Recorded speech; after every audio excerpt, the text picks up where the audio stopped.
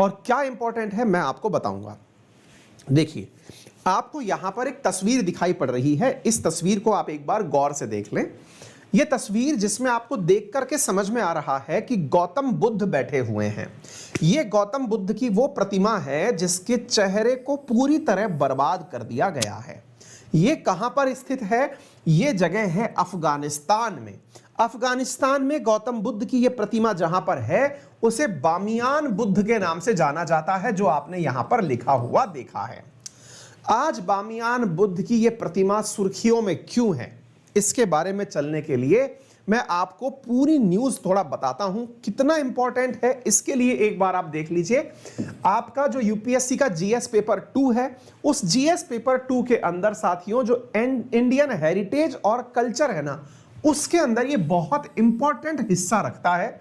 GS paper 1 के अंदर भी और साथ में मेरे प्यारे साथियों इंटरनेशनल रिलेशंस में भी। इंटरनेशनल रिलेशंस का भी महत्वपूर्ण विषय है और जीएस पेपर 1 का इंडियन हेरिटेज और कल्चर का भी इंपॉर्टेंट है। कल्चर में ही चूंकि हम लोग बुद्धिज्म, जैनिज्म, सिखिज्म ये सारे के सारे धर्म पढ़ते हैं, सारी की सारी प्रथाएं पढ़ते हैं, उसमें बुद्धिज्म जिसका ओरिजिन भारत से हुआ उसके बारे में जरूर जानकारी आपको प्राप्त होनी चाहिए और उसी से जुड़ी हुई यह घटना है। घटना क्या है? अब हम घटना पर आते हैं। साथियों, ये जो सवाल मैं देता हूं इनका कोई मतलब नहीं है, ये केवल और केवल आपकी सहूलियत के लिए कि लगे कि हां कुछ तो एक सवाल दिया था। इतने आसान सवाल कहीं नहीं आते हैं, ठीक है। फिर भी हम आपकी सुविधा के लिए कि हाँ भाई देखो ऐसा कोई सवाल अगर पूछ लिया जाए, तथ्यात्मक सवाल कि तालिबान ने सबसे पहले बामियान बुद्ध की मूर्तियों को कब तोड़ा, तो जवाब है 2001 में तोड़ा। अब आपके मन में एक सवाल आएगा, ये न्यूज क्यों पढ़ा रहे हो साहब कि तोड़ा कब था? रुकिए, थोड़ा पेशेंस रखिए, थोड़ा विस्तार से खबर के बारे में जानिए। हम चर्चा कर रहे हैं मेरे प्यारे साथियों कि what were the Bamiyan Buddha and why did the Taliban destroy them. ये आपके दिमाग में सवाल आना चाहिए। कब तोड़ा ये महत्वपूर्ण नहीं है, क्यों तोड़ा ये बहुत महत्वपूर्ण है, इसीलिए इस इशू को आज हम आपके साथ समझा रहे हैं। बामियान बुद्ध क्यों तोड़ा, पहला सवाल, और दूसरा वर्तमान में सुर्खियों में क्यों आया। भाई ऑब्वियस सी बात है, तोड़ 2001 में दिया तो अब तो 22 हो रखा है, ये तो पूरी तरह से कोई 21 साल की कोई एनिवर्सरी भी नहीं होती है, 20 की तो समझ में भी आती है। तो फिलहाल के लिए ये सुर्खियों में क्यों आया वो बताइए। जरूर बताएंगे, लेकिन छोटा सा इतिहास ये जान लीजिए कि ये जो बामियान बुद्ध की प्रतिमाएं हैं ये 5वीं शताब्दी की हैं। 5वीं शताब्दी, आप अभी 21वीं शताब्दी में चल रहे हैं। लगभग 1600 साल पुरानी प्रतिमाएं हैं। इससे आप अंदाजा लगाइए कि ये कोई छोटी मोटी प्रतिमा नहीं है। और सबसे इंपॉर्टेंट बात, जिस बुद्धिज्म का जन्म हिंदुस्तान में हुआ था वो बुद्धिज्म तालिबान वाले शासन के अफगानिस्तान में कर क्या रहा है। और सबसे इंपॉर्टेंट बात ये कि ये प्रतिमाएं छोटी मोटी नहीं, दुनिया की सबसे ऊंची प्रतिमाओं में शुमार रही हैं। ये हैं बामियान बुद्ध की प्रतिमाएं। क्या आप मेरी बात समझ पा रहे हैं? कहने का सीधा सा अर्थ है कि उस जमाने में दुनिया की सबसे ऊंची प्रतिमाओं में शुमार प्रतिमाएं अफगानिस्तान में कर क्या रही थी। हम चलेंगे उस विषय पर भी, लेकिन फिर से थोड़ा आगे चलते हैं क्योंकि करंट परिप्रेक्ष्य में आपको यह जानना जरूरी है। क्योंकि करंट में एक न्यूज निकल के आई है और वो ये है कि तालिबान ने कहा है कि वो गौतम बुद्ध की इन प्रतिमाओं का संरक्षण करेगा। किनका? बामियान बुद्ध की जो प्रतिमाएं हैं उनका संरक्षण करेगा। Taliban preserve Buddhism. अब एक बात बताओ भाई, फोड़ने वाले भी तुम ही थे और तुम ही इसको प्रिजर्व करोगे, यार कुछ तो गड़बड़ है भाई। या तो पहले गलत थे या आज गलत हो, क्योंकि दोनों बार गलत नहीं हो सकते। फिर आप में से कुछ कहेंगे सर गलती सुधार भी तो कुछ होता है। नहीं नहीं बेटा, हमने एक लाइन शुरुआत में बोली थी, बाप बड़ा ना भैया, इस दुनिया में सबसे बड़ा रुपया। अब उस रुपये की लड़ाई जो है ना वो तालिबानियों को भी समझ में आ गई है, क्योंकि अमेरिका तो इनका पैसा दबा के बैठ गया इन्हें ले दे करके, जिससे थोड़ी सी भी अपेक्षा है कि भाई कोई आएगा इनका हाथ पकड़ेगा इन्हें खाने के दाने देगा, वो है चीन। क्योंकि चीन और रशिया दोनों ही अफगानिस्तान में अपना प्रभाव जमाना चाहते हैं।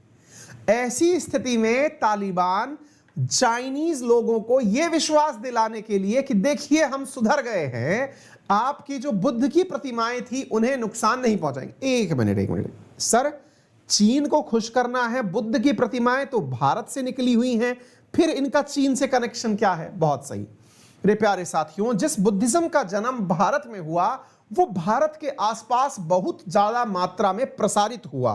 प्रसारित होते हुए श्रीलंका, म्यांमार, थाईलैंड, नेपाल, इनके रास्ते होते हुए बुद्धिज्म चाइना के साथ साथ आसपास के जितने आसियान कंट्री हैं वो, और जापान, कोरिया जैसे देशों में जा पहुंचा।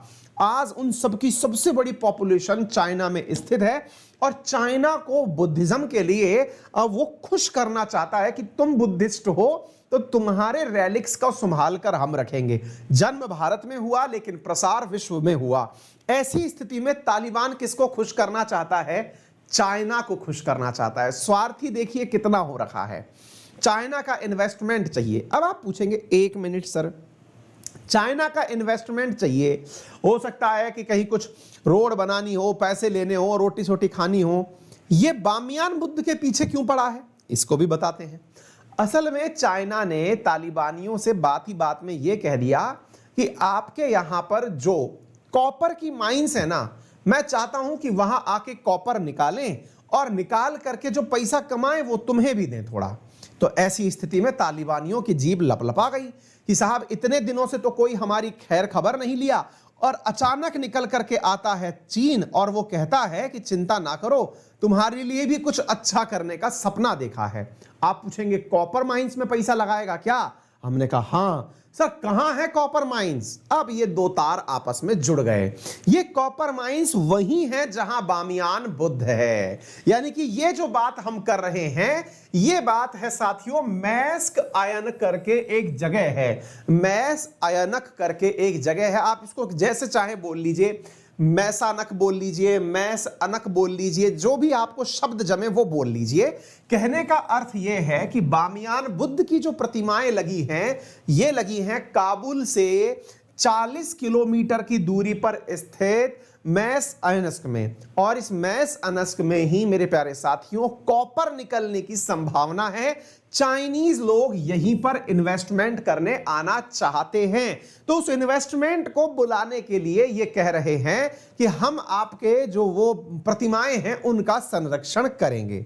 आइए, ये तो हो गया करंट में परिप्रेक्ष्य और क्या इसका लालच है वो, लेकिन सवाल यहां पर रुकता नहीं है, सवाल थोड़ा आगे खींचता है। सवाल ये जानना चाहता है कि सर हमें थोड़ा विस्तार से बताइए कि बामियान बुद्ध की कहानी क्या है। चलिए थोड़ा इतिहास में लेके चलते हैं और आपको बताते हैं कि तालिबान का इन्वेस्टमेंट तो आज की बात है। अब थोड़ा मैं आपको इतिहास की यात्रा कराता हूं। एक बार के लिए आप इन तस्वीरों को ध्यान से देखें और इस नजारे को देख करके कुछ अंदाजा लगाएं कि ये जो दृश्य आपको दिख रहा है एकदम बैरन लैंड आपको दिखाई पड़ रहा है। देखिए, मुझे कंफर्म है कि इस सेशन को पढ़ने के बाद में आपको अपनी भारतीय सभ्यता पर गर्व होगा, आपको विश्वास होगा कि हम लोग जो हैं वो बहुत ही अच्छी स्थिति में हैं। हम इसके बारे में चर्चा करेंगे, ठीक है ना। चलिए तो चर्चा करते हैं साहब। सबसे पहली बात, जो आपको यहां पर पहाड़ी और पर्वत दिखाई पड़ रहे हैं इन्हें एक बार ध्यान से देखिए। ये कुछ और नहीं अपितु हिंदू कुश पहाड़ियां हैं। कौन सी पहाड़ियां हैं? हिंदू कुश पहाड़ियां हैं। और ये जो हिंदू कुश पहाड़ियां हैं ये पहाड़ियां कभी व्यापार के लिए सबसे सुलभ रास्तों में कंसीडर की जाती थी। व्यापार, कहां का व्यापार? आइए थोड़ा और आगे चलते हैं मेरे प्यारे साथियों। वंस अपॉन ए टाइम जो चाइना था वो सिल्क उत्पादन के लिए जाना जाता था, रेशम उत्पादन के लिए जाना जाता था। और रेशम उत्पादन और मसालों के उत्पादन के लिए भारत और रेशम के उत्पादन के लिए चाइना। चाइनीज लोग व्यापारी नहीं थे, व्यापारी थे हम लोग। हम लोग चाइना से सिल्क लेते थे और इस रास्ते होते हुए, कहां से? हिंदू कुश पहाड़ियों से होते हुए हम लोग निकलते थे और जाया करते थे रोमन एम्पायर से मिलने। यानी कि हम कहां जाते थे? उस समय के रोम में जाया करते थे। आप पूछेंगे सर रूट क्या होता था? हम भारतीय लोग तो पानी में पैर रखने से ही डरते थे। बिल्कुल सही सोचते हैं आप। हमारे यहां समुद्र से यात्रा करना पाप माना जाता था। ऐसी स्थिति में सारे के सारे व्यापारी उतर के, यानी कि ऊपर से, यानी भारत में हिमालय के पीछे, यानी कि अगर मैप को अगर हम कहें तो मैप में हिमालय के उत्तर की तरफ से निकलते हुए ये सेंट्रल एशिया से होते हुए निकला करते थे, और सेंट्रल एशिया से जाते जाते फिर जो आपका तुर्की है, तुर्की के अंदर कुस्तुनतुनिया है, उससे होकर के फिर ये रोम के अंदर एंट्री किया करते थे, रोमन एम्पायर के अंदर एंट्री किया करते थे। फिर आप पूछेंगे तो सर एक बात बताओ, भारत के लोग व्यापारी थे, बकायदा इनने रास्ते बनाए हुए थे, लेकिन रास्ते में मूर्तियां कौन बनाता है? हमने कहा हाँ यार ये बात तो सही है, ये बात तो सवाल भी है, भाई रास्ता है, रास्ते में मंदिर कौन बनाता है? सब बताएंगे, थोड़ा सा आगे चलिए, इतिहास में रुचि लीजिए। हमें तो ऐसा लगता है कि आपको यह दृश्य इसलिए देखना चाहिए क्योंकि यह वर्तमान परिप्रेक्ष्य में आपको दिखाएगा कि उस समय लोगों का दिमाग कितना तेज चलता था। यह बामियान बुद्ध की मार्च 2001 की तस्वीर है साथियों, जिसे बम लगाकर उड़ा दिया गया था। आप देख रहे हैं ये गौतम बुद्ध की वो प्रतिमाएं हैं जिन्हें इन्हीं तालिबानियों ने, जो कि इंसानियत को शर्मसार करने वाले प्राणियों में कंसीडर किए जाते हैं, उन लोगों ने बम लगा के उड़ा दिया था, क्योंकि इनका मानना था। देखिए मैं अक्सर इस बात को कहता हूं, आपकी जो भी मान्यताएं हैं वो हो सकती हैं, लेकिन मान्यताएं बदल जाएं तो फिर वो क्या मान्यताएं हैं? इनका कहना है तालिबानियों का कि हम मूर्ति पूजा में विश्वास नहीं रखते। बहुत बढ़िया बात है, आइडल वर्शिप कोई मानता है कोई नहीं मानता है, क्योंकि दुनिया के अंदर बहुत तरह के लोग हैं। बहुत से लोग तो नास्तिक ही हैं, एथीस्ट हैं, वो ये कहते हैं कि हम कुछ नहीं मानते। बहुत बढ़िया, लेकिन जनाब उस समय आपने आइडल वर्शिप नहीं मानी, 2001 में आपने गोले से उड़ा दिया बामियान बुद्ध की प्रतिमाओं को, लेकिन आज ऐसी क्या स्थिति आ पड़ी कि आप खुद कह रहे हैं हम संरक्षण करेंगे? या तो आप उस समय गलत थे या आज गलत हैं। कहने का सीधा सा अर्थ यह है कि जो भी काम, देखिए ये उन सभी लोगों को समझने की आवश्यकता है जो धर्म के नाम पर आपसी झगड़े करते हैं। ये उन सब लोगों को समझने की आवश्यकता है जो ये मानते हैं कि हमारे किसी भी बड़े व्यक्ति ने कह दिया तो हम उसकी मान्यता को मान लेंगे। ये पूरी दुनिया पैसे से ड्रिवन हो रही है, केवल और केवल स्वार्थ से ही सारे की सारी चीजें ड्रिवन हो रही हैं। मैं सारी चीजें आपके सामने दिखा रहा हूं, सारे स्टैटिक्स आपके सामने हैं। तो साथियों 2001 के अंदर इतनी विशालकाय प्रतिमा को इन तालिबानियों ने छीण विछीण कर दिया। इससे पूरी दुनिया में प्रतिक्रिया आई, क्योंकि बुद्धिज्म की ये सबसे ऊंची तस्वीरों में से, मूर्तियों में से थी। इससे आहत होते हुए 2003 में यूनेस्को ने इसे विश्व धरोहर का दर्जा दे दिया, ये कहते हुए कि जो टुकड़े बचे हैं वो भी धरोहर हैं, उन्हें भी देखने के लिए जाना चाहिए। ये 2003 की बात है। एनीवे, थोड़ा हम आगे चलते हैं। फिर हम आगे बढ़ते हैं कि भारत के जो लोग हुआ करते थे, ये वही तालिबानी है साहब, जो मतलब अपने द्वारा नियम कानून की बात करते हैं, मुसलमानों का खुद को मसीहा बताते हैं कि हम उनके रखवाले हैं, और वही जब उइगर मुस्लिमों की बात आती है तो चाइना से कहते हैं कि हम उइगर मुस्लिमों को चिंता मत करिए, तालिबान में जगह नहीं देंगे। अरे भाई वो भी मुस्लिम हैं, आप उनकी भी हिफाजत करिए। असल में आपने देखा होगा इमरान खान इन दिनों बहुत ज्यादा रोते हुए पाए गए हैं। वो कहते हुए पाए गए हैं कि ऑर्गेनाइजेशन ऑफ इस्लामिक कॉर्पोरेशन जो है वो मुसलमानों के लिए काम ही नहीं कर रही है, बस नाम का वो ऑर्गेनाइजेशन है, वो काम नहीं कर रही है। कारण क्या है? क्योंकि सब लोग संस्था तो बना लिए धर्म के आधार पर, लेकिन काम कर रहे हैं स्वार्थ के आधार पर। वो तालिबान जो दुनिया के अंदर धर्म के नाम पर जिहाद की व्याख्या करते हुए सत्ता में आया, वह उइगर मुसलमानों के मुद्दे पर बोलता हुआ दिखाई पड़ता है। चाइना वालों चिंता मत करो, आपको जो करना है करिए उइगर मुस्लिमों के साथ, हम उन्हें अपने यहां नहीं आने देंगे। ये उस चीज का प्रमाण है। कहने का सीधा सा अर्थ है, ये समझने की आवश्यकता है, दुनिया स्वार्थ से चल रही है जहां जहां जा रहे हैं। अब आप देखिए, ये जो आपको दिखाई दे रहा है साथियों, इसके बारे में थोड़ी सी जानकारी मैं आप लोगों को देता हूं। चाइना ने अभी तक यहां पर कोई इन्वेस्टमेंट नहीं किया है, लेकिन उसके बावजूद ये उसको खुश करने में लगे हुए हैं। तो हम थोड़ा बामियान बुद्धा पर फिर आते हैं।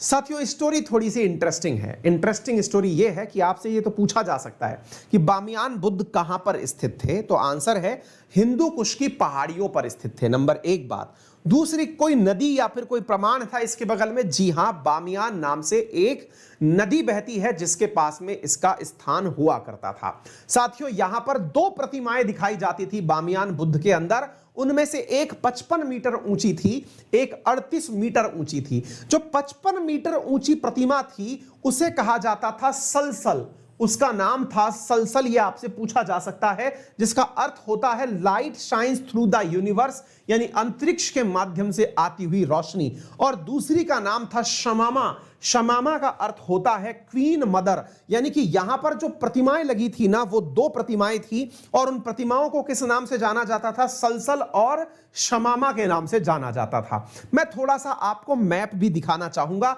एक बार के लिए साथियों, आप इस मैप को देखने का प्रयास करें। मेरे प्यारे साथियों, जिस हिंदुस्तान में आज आप रहते हैं, यह हिंदुस्तान असल में दुनिया के लिए पहले सोने की चिड़िया हुआ करता था।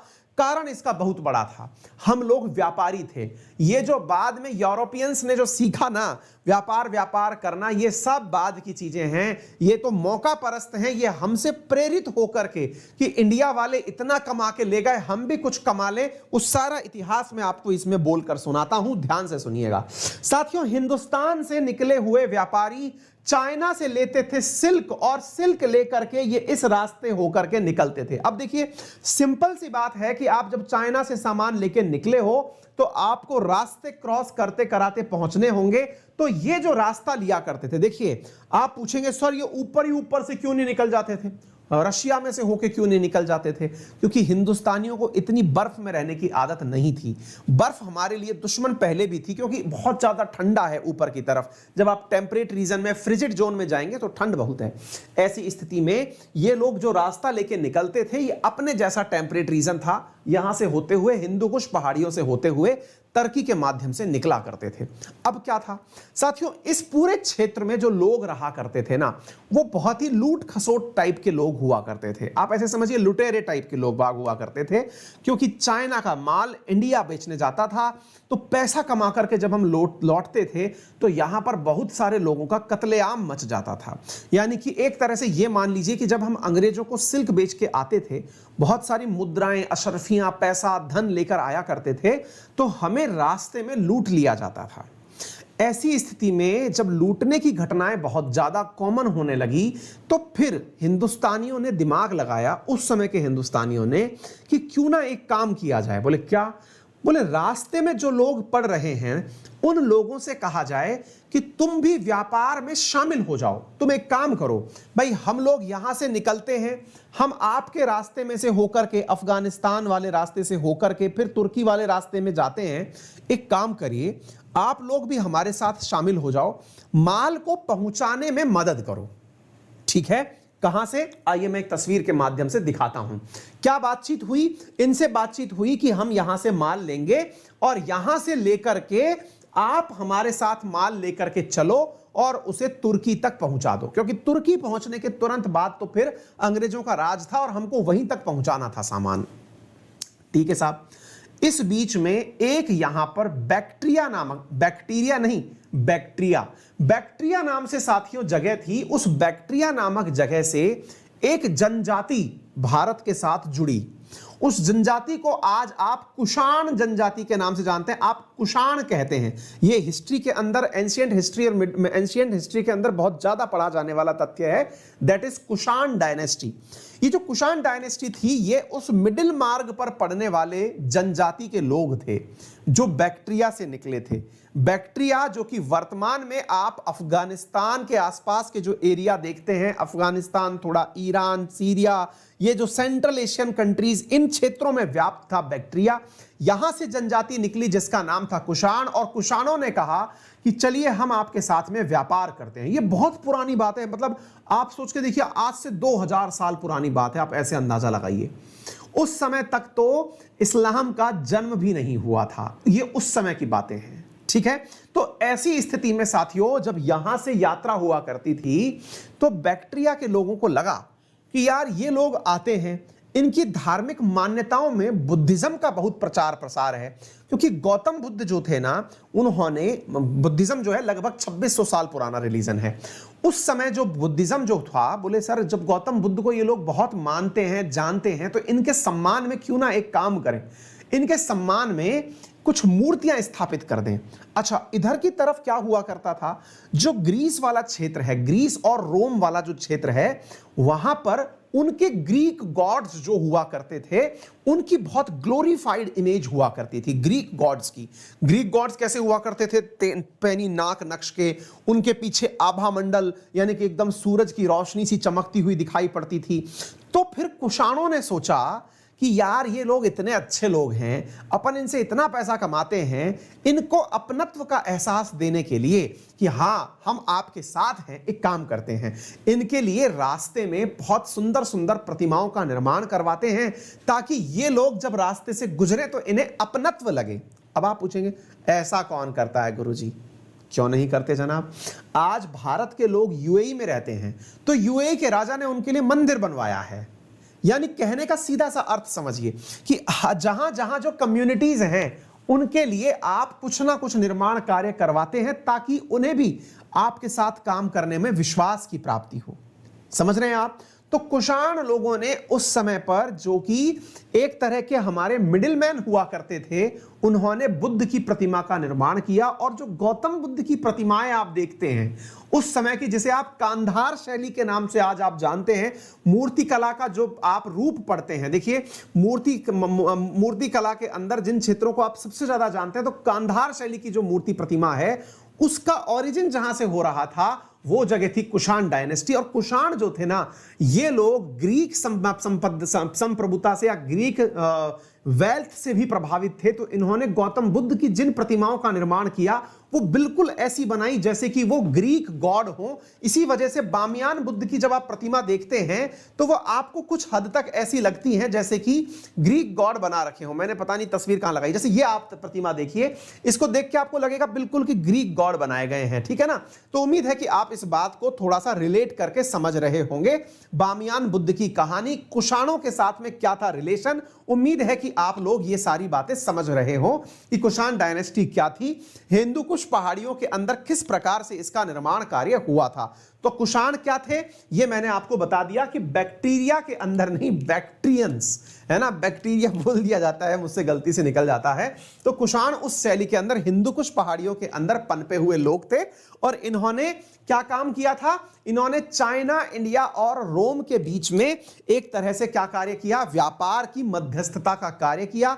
इसी कारण से कुषाण के समय पर जो संरक्षण प्राप्त हुआ वो बुद्धिज्म को प्राप्त हुआ। और इन्होंने ही मिलकर के साथियों किसका निर्माण करवाया था? इन सारी चीजों का निर्माण किया था। तो आप देख सकते हैं साथियों, यहां पर जो प्रतिमाएं थी इन्हें मिटा दिया गया था, बामियान बुद्ध की प्रतिमाओं को।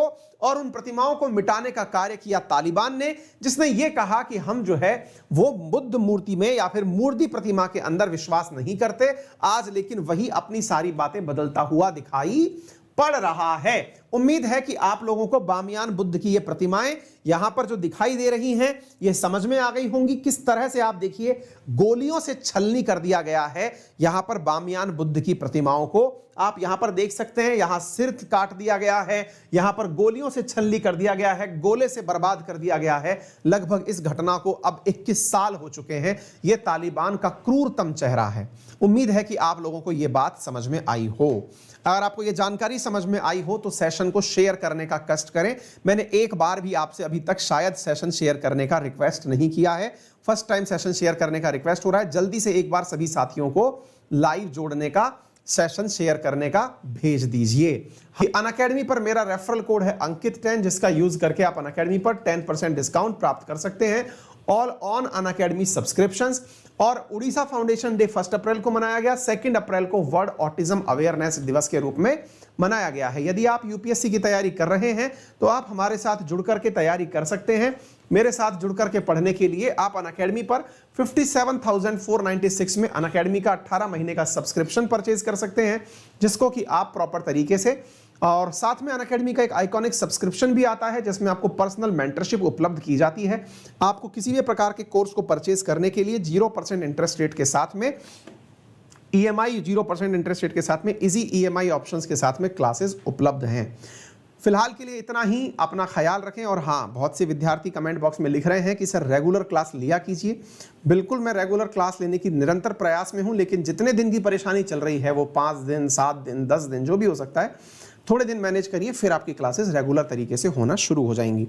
धन्यवाद। अपना ख्याल रखें, बड़ों का सम्मान करें, छोटों को प्यार दें, अपना व्यक्तित्व इस प्रकार से विकसित करें कि महिलाएं आपके साथ सुरक्षित महसूस करें। Thank you.